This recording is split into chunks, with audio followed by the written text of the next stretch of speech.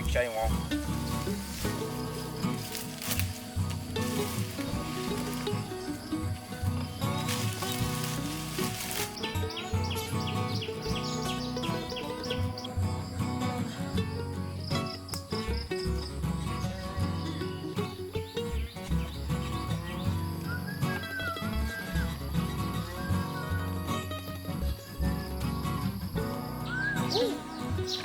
Hôm nayถ่ายรูปตัดจึ้ง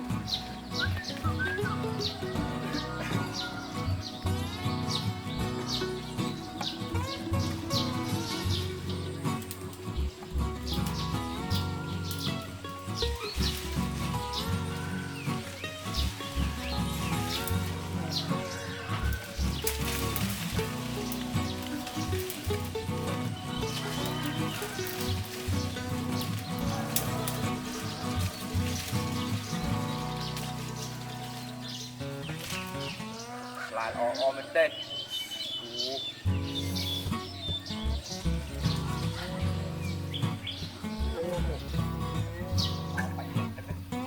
โบยังจับดำไปหลักนางหอย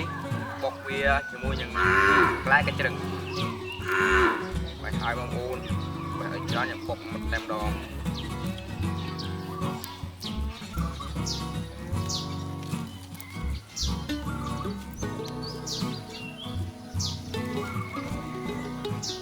หอยบางอูนจับดำปกเวียหาย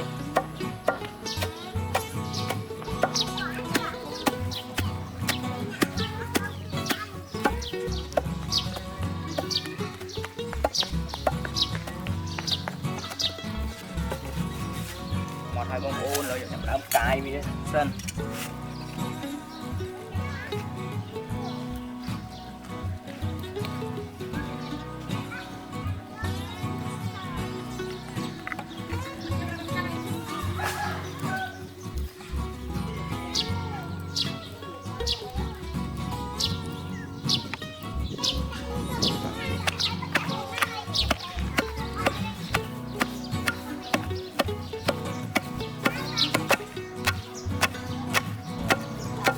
bông bố này đã vào hơi đặt bột về mót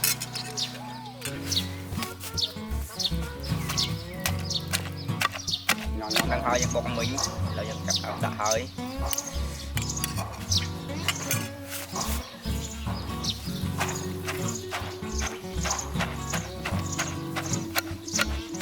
bông ôn đặt để hơi nó là bông ôn tại vì mình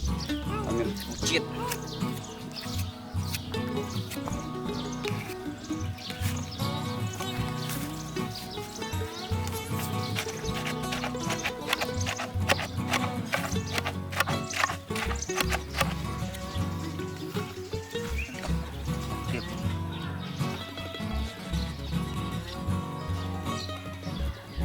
bông ôn trên cột chân cột haiเรายังจับดำเอาพายจับอุ้มมาต่อลงมันเต้นนี่บางโอนเดี๋ยวน้องงานมาม่ายืดน้องยืดน้อง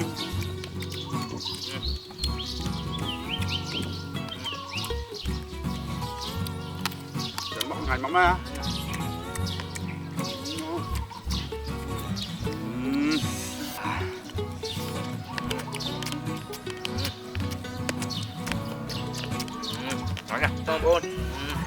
bông ôn đặt lòng không làm này ngót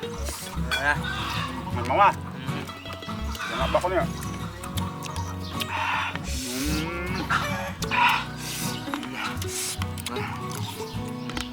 chưa nè bà mặt bà là bông ônยืดมันเต้นnha làm bông ngàn máu á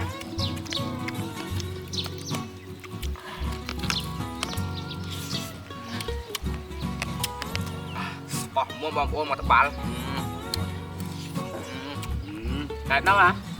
là bông ôn vô cho nhom cành máu bát đã luôn mua gì đó tuyệt đó ai mình chơi bông ôn mà tập bà mà